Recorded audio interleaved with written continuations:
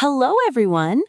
Today, we begin a fascinating chapter called Up and Down and Round and Round. Have you ever wondered why wheels roll smoothly, soap bubbles become perfectly round, or raindrops create circular ripples on water? Nature repeatedly chooses one remarkable shape, the circle. But a circle is much more than just a round figure. It is one of geometry's most elegant and beautifully connected creations. A circle is the locus, or set, of all points that remain at exactly the same distance from a fixed point called the center. This constant distance is called the radius. A chord is any line segment joining 2 points on the circle, while a diameter is a chord that passes through the center. It is also the longest chord of the circle. The curved portion between 2 points on the circle is called an arc, which may be a minor arc or a major arc. One reason circles are so special is their extraordinary symmetry. A circle has complete rotational symmetry. It looks exactly the same after rotating through any angle. Even more fascinating, every diameter is a line of reflection symmetry, giving the circle infinitely many lines of symmetry. Now imagine marking 2 points on a plane. Pause the video and think. How many circles can pass through these 2 points? The answer is infinitely many. Every point on the perpendicular bisector of the segment joining the 2 points is equidistant from them. This perpendicular bisector is itself a locus, the set of all points equidistant from the 2 given points. Since any of these points can serve as the center, infinitely many circles can pass through the same 2 points. As the center moves farther away along the perpendicular bisector, the radius keeps increasing, and the circle becomes less curved. Therefore, the smallest possible circle has its center at the midpoint of the segment, giving the minimum possible radius, which is half the distance between the 2 points. In this special case, the given segment itself becomes the diameter. Now, place a third point. If all 3 points lie on the same straight line, no circle can pass through all of them. But if the 3 points are non-collinear, something remarkable happens. One and only one circle can pass through all 3 points. Why? Because the center must be equidistant from all 3 points. It must lie on the perpendicular bisector of one side of the triangle and also on the perpendicular bisector of another side.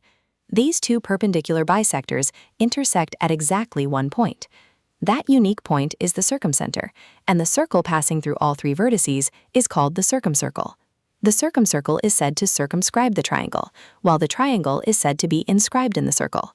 The circumcenter lies inside an acute triangle, at the midpoint of the hypotenuse in a right triangle, and outside an obtuse triangle.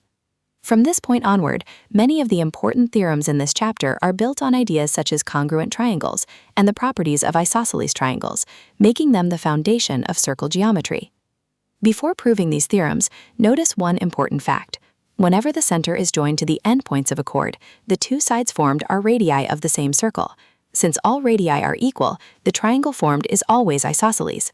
This simple observation becomes the starting point for many proofs throughout the chapter. Let's use this simple isosceles triangle to prove our first theorem. Suppose 2 chords have the same length. Join the endpoints of both chords to the center. Since the corresponding radii are equal and the chords are equal, the 2 triangles have 3 equal corresponding sides. By the SSS congruence rule, the triangles are congruent. Therefore, equal chords subtend equal angles at the center. The converse is equally powerful. Equal central angles subtend equal chords. This means that in a circle, the length of a chord and the angle it subtends at the center uniquely determine one another. Now take any chord and mark its midpoint. Join this midpoint to the center. The 2 smaller triangles have equal radii, equal halves of the chord, and the common line segment joining the center to the midpoint. Again, by SSS congruence, they are congruent. Therefore, the line joining the center to the midpoint is perpendicular to the chord. The converse is equally true. A perpendicular drawn from the center always bisects the chord. Another important idea connects the length of a chord with its distance from the center. Chords of equal length are always equally distant from the center, and conversely, chords that are equally distant from the center always have equal lengths. Pause and think again. 2 unequal chords are drawn in the same circle. Which one is nearer the center? The longer chord is always closer to the center. As a chord moves towards the center, it becomes longer. When it finally passes through the center, it becomes the diameter, proving once again that the diameter is the longest chord of a circle. Every chord creates an arc, and every arc reveals one of geometry's most powerful theorems. The angle subtended by an arc at the center is always twice the angle subtended by the same arc at any point on the remaining part of the circle outside that arc. This single theorem becomes the key to several other beautiful results. First, all angles standing on the same arc are equal.